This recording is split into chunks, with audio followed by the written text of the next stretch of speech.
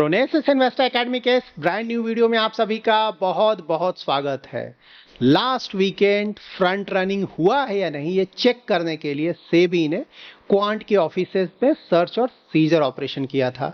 अभी of course details हमें wait करना होगा, देखना होगा सेबी फाइनली क्या बोलता है, उसके बाद ये पता चलेगा हुआ है नहीं हुआ है, किसने किया है, कौन इन्वॉल्व है और अगर कोई इन्वॉल्व है तो उस पर क्या एक्शन लिया जाएगा। तो इसके लिए हमें थोड़ा और वेट करना होगा। बट हाँ, आपको पता है जब भी इस तरह का न्यूज़ मार्केट में आता है तो वहाँ पे इन्वेस्टर्स पैनिक कर जाते हैं और जिन भी स्कीम्स में उन्होंने अपना इन्वेस्टमेंट किया हुआ सेल करना शुरू करते हैं। इसीलिए क्वांट म्यूचुअल फंड का अगर आप रिडेम्पशंस देखेंगे, रिसेंट रिडेम्पशंस इस न्यूज़ के बाद 1400 करोड़ से भी ज़्यादा रिडीम कर चुके हैं म्यूचुअल फंड इन्वेस्टर्स। और टोटल एयूएम उनका अबाउट उस समय 93,000 करोड़ था, तो उसका अबाउट 1.5% रिडीम कर चुके हैं। तो इस वीडियो में हम इन 4 पॉइंटर्स पे ध्यान देने जा रहे हैं। नंबर 1, स्कीम वाइज कितना पैसा निकाला है इन्वेस्टर्स ने क्वांट म्यूचुअल फंड से। नंबर 2, ये जो पैसा निकल रहा है उसका क्वांट म्यूचुअल फंड के स्कीम्स के परफॉर्मेंस पे क्या फर्क पड़ रहा है। नंबर 3, सेबी फ्रंट रनिंग और इनसाइड ट्रेडिंग को रोकने के लिए फ्यूचर में क्या कदम उठाने वाला है। और नंबर 4, इन्वेस्टर्स का यहां पे प्लान ऑफ एक्शन क्या होना चाहिए। अगर आप जानना चाहते हैं कि क्वांट म्यूचुअल फंड में हुआ क्या है, फ्रंट रनिंग क्या होता है, तो इस पे ऑलरेडी एक डिटेल्ड वीडियो मैंने पब्लिश किया हुआ है, उसका लिंक मैं डिस्क्रिप्शन में दे दूंगा। ये वीडियो पूरा वॉच करें, इंपॉर्टेंट वीडियो है। अगर पसंद आए तो लाइक और शेयर करें, और अगर आप हमारे यूट्यूब चैनल पर पहली बार आए हैं तो जरूर सब्सक्राइब करें, क्योंकि हमारे यूट्यूब चैनल पे आपको म्यूचुअल फंड और स्टॉक से रिलेटेड लेटेस्ट और ऑथेंटिक जानकारी मिलती है। यहाँ पे आप क्वांट के इक्विटी फंड्स का डिटेल चेक कर सकते हैं कि एयूएम कितना कम हुआ है। तो देखिए यहाँ पे 21 जून का एयूएम है, मतलब जब ये न्यूज़ बाहर नहीं आया था उस समय का, लास्ट फ्राइडे का, और ये लेटेस्ट 26 जून का है एयूएम। तो एयूएम पे कितना फ़र्क पड़ा है। तो देखिए यहाँ पे ये कुछ बड़े स्कीम्स हैं क्वांट के। तो सबसे बड़ा स्कीम है quant small cap fund, almost 700 crore का एयूएम कम हो गया है। और क्वांट मिड कैप में कम हुआ है, एक्टिव फंड में कम हुआ है, फ्लेक्सी कैप में कम तो सभी में हुआ है, लेकिन हाँ जिसका एयूएम बड़ा है उसका ज़्यादा कम हुआ है, जिसका एयूएम छोटा है उसका कम हुआ है। ईएलएसएस का भी एयूएम बड़ा है, लेकिन आपको पता है ईएलएसएस में आप 3 ईयर्स तक तो पैसा निकाल ही नहीं सकते, इसीलिए इनके एयूएम पे कोई बहुत ज़्यादा फर्क नहीं पड़ा है। तो इसको अगर आप ऐड अप करेंगे ना तो अबाउट 1700 करोड़ के आसपास का ये फिगर आएगा। यहाँ पे आप क्वांट के इक्विटी फंड्स का डिटेल चेक कर सकते हैं। तो एनएवी डेट है 21 जून 2024। तो जब ये न्यूज़ आया था उससे पहले का, ये लास्ट फ्राइडे का डिटेल्स है।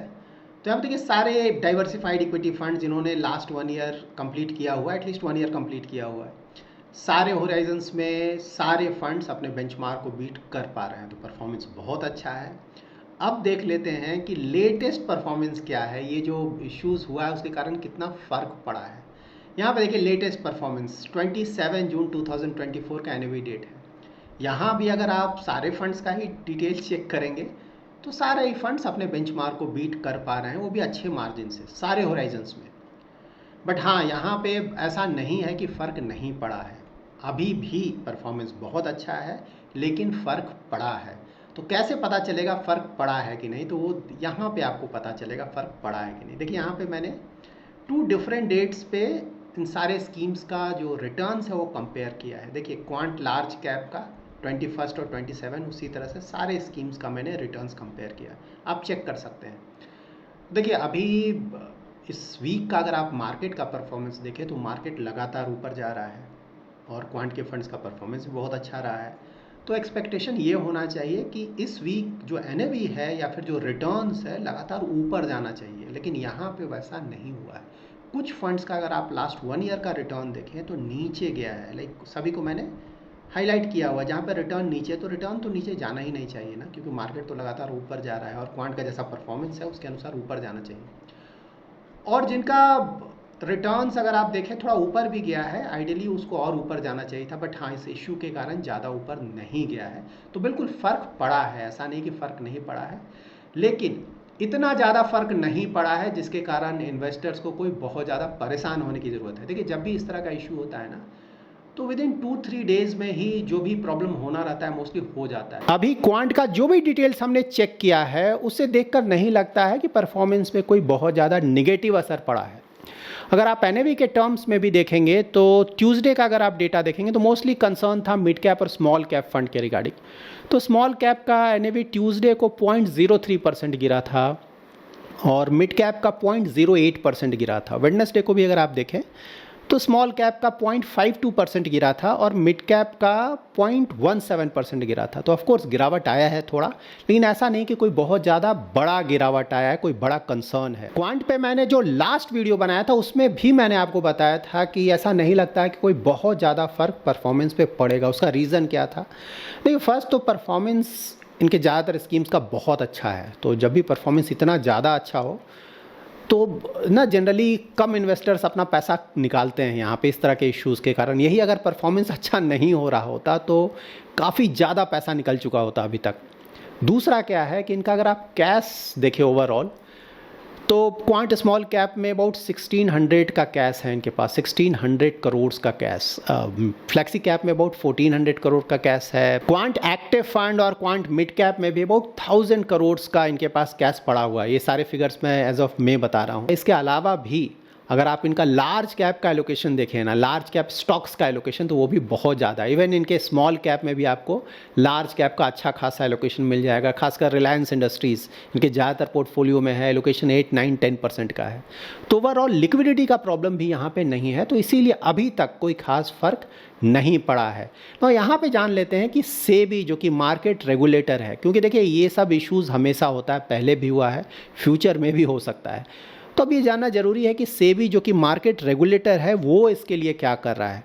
तो देखिए, सेबी ने अभी कुछ दिनों पहले ये कंफर्म किया है कि वैसे म्यूचुअल फंड कंपनी जिनका ईवीएम 10,000 करोड़ या उससे ज़्यादा है उनको 3 मंथ्स के अंदर एक इंटरनल मैकेनिज्म सेट करना होगा जिससे कि इस तरह का जो भी एक्टिविटीज़ है वो शायद फ्यूचर में नहीं हो, इनसाइड ट्रेडिंग या फिर फ्रंट रनिंग। और वैसे म्यूचुअल फंड कंपनीज जिनका ईवीएम 10,000 करोड़ से कम है उन्हें 6 मंथ्स का टाइम दिया गया है। तो एग्जैक्टली क्या है ये मैकेनिज्म, ऑफ कोर्स हमें पता चलेगा जब सेबी फाइनली इसके बारे में ना बताएगा कि क्या है, इसको कैसे इम्प्लीमेंट करना है, तब पता चलेगा। बट हाँ, ये जल्दी ही आने वाला है। तो यहाँ पे कुछ इंटरनल गाइडलाइंस होंगे, कुछ सिस्टम्स इन प्लेस होंगे जिसके कारण इस तरह की एक्टिविटीज़ फ्यूचर में शायद ना हो या फिर हो भी तो काफ़ी कम हो। तो यहाँ पे जान लेते हैं कि इन्वेस्टर्स को अब क्या करना चाहिए।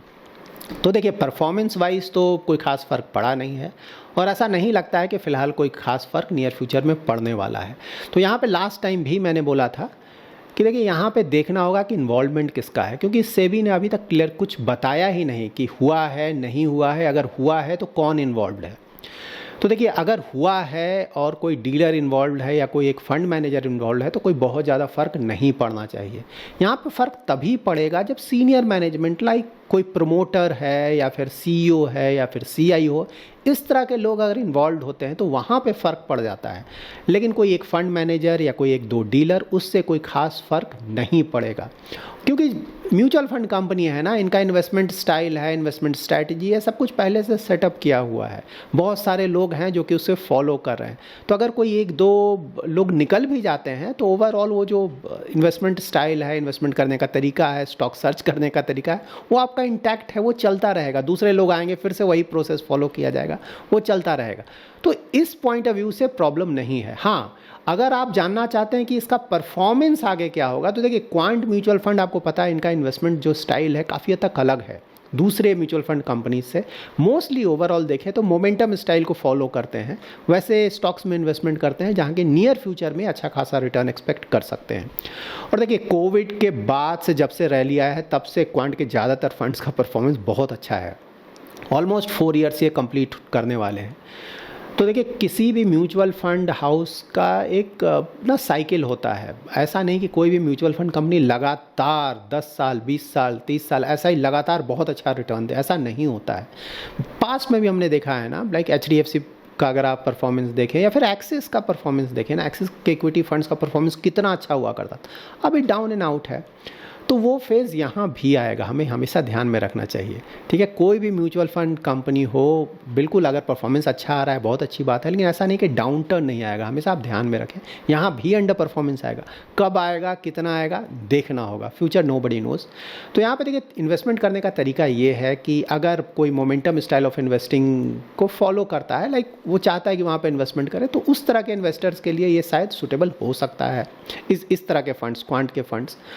और यहाँ पे ध्यान ये रखना है कि देखिए कोविड के बाद से स्टॉक मार्केट कोई खास गिरा नहीं है, लगातार ये ऊपर जा रहा है।